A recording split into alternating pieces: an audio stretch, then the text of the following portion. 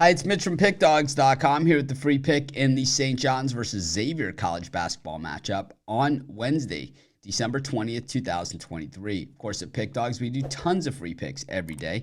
We give out as many free picks as we do. You're going to like some the best, and those are the ones we put under the Premium Picks tab. You can use the discount code PICK for 15% off. We also have Dime Club and Sharp Trading Plays meant for people who make big bets. If that's you, go ahead and text the number you see on the screen. Not available on the website, so you got to text. But let's get to this one. St. John's taking on Xavier. Big East action. It is Big East regular season play at this point, as St. John's enters this one 6-3 on the season. Xavier is at 6-5, and St. John's first year of the Rick Pitino regime taking over at St. John's, and big expectations of Rick Pitino, who has won every single place that he's ever been, and St. John's just one of those places, like most places that Pitino's been.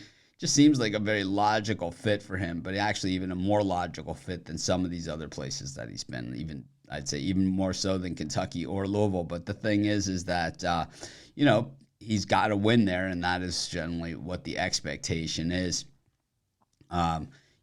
So far what we've seen from St. John's is a team that, definitely it's not quite world beater status, but at the same time, they are a much improved team over what we saw a year ago. And I think that's what I was looking for. I wasn't trying to be, put them down or whatever, anything like that. You see the plan in action, right? You can see where they're going, but you can also see that they're not there yet. And you can see that in that Boston College game that they lost in what essentially was a home game, Madison Square Garden. They also, the win over West Virginia was nice, but, it's not quite the same West Virginia team as it was supposed to be coming into the season. The loss against Michigan, they were favored in that game. And, so that makes it a little bit tougher as well.